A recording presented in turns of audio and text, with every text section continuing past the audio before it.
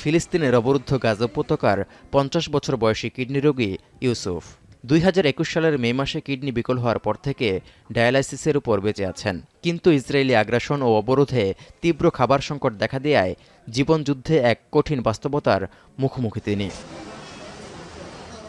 একই হাল গাজা ভূখণ্ডের আরও অসংখ্য কিডনি রোগীর। ক্ষুধার সঙ্গে লড়াই করে ৩ থেকে ৪ ঘন্টা বসে ডায়ালাইসিস করায় দিন দিন জীবন আরও সংকটাপন্ন হয়ে উঠছে কিডনি রোগীদের।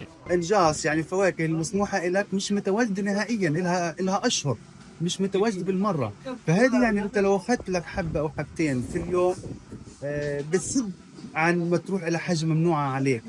প্রয়োজনীয় খাবারের অভাবে কিডনি রোগীদের স্বাস্থ্যের অবনতি হতে শুরু করেছে বলে জানিয়েছেন চিকিৎসকরা। এমন পরিস্থিতির মধ্যেও যদি গাজা ভূখণ্ডে শিগগিরই খাদ্য সহায়তা না ঢুকে তাহলে রোগীদের মৃত্যুর ঝুঁকি ঠেকানোর কোনো উপায় থাকবে না বলেও সতর্ক করা হয়েছে। الخضروات الطازجة بعض الفواكه الطازجة أصبحوا محرومون منها تماما، فأصبحوا لا يقوون حتى على إتمام جلسة الغسيل। অনাহারায় মৃত্যুর সঙ্গে পাঞ্জা লড়ছে গাজার অবুঝ শিশুরাও। ইউনিসেফের তথ্য বলছে চলতি বছরের এপ্রিল থেকে জুলাইয়ের মাঝামাঝি পর্যন্ত তীব্র অপুষ্টিতে ভোগা শিশুর সংখ্যা ২০,৫০০ ছাড়িয়েছে। এই অবস্থায় শিশুদের পুষ্টির অভাব পূরণে কোনো উপায় না পেয়ে দুশ্চিন্তায় বাবা মায়েরা।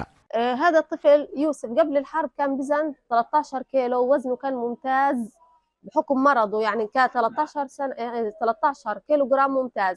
حاليا وزنه 9 كيلو। ইসরায়েলের তৈরি দুর্ভিক্ষের ঢেউয়ে মারা যাওয়া ফিলিস্তিনিদের সংখ্যা বেড়ে ১০০ ছাড়িয়েছে। খাবারের অভাবে প্রতিদিনই প্রাণ ঝরছে শিশু থেকে বৃদ্ধ সবার। পরিস্থিতি আরও ভয়াবহ করে তুলেছে পুষ্টির অভাব পূরণে ব্যবহৃত খাদ্য থেরাপিউটিকের সংকট। এটি ফুরিয়ে আসায় তীব্র অপুষ্টিতে ভোগা শিশুদের জীবন বাঁচানো কঠিন হয়ে পড়েছে বলে জানিয়েছে UNICEF. What's really imperative right now is to, one, get a ceasefire immediately. That's the only solution for the suffering of the children and families in the Gaza Strip. But while we are not reaching that point, it's really imperative to allow aid in, unrestricted, from all aid, all forms of aid, and from all access points into Gaza.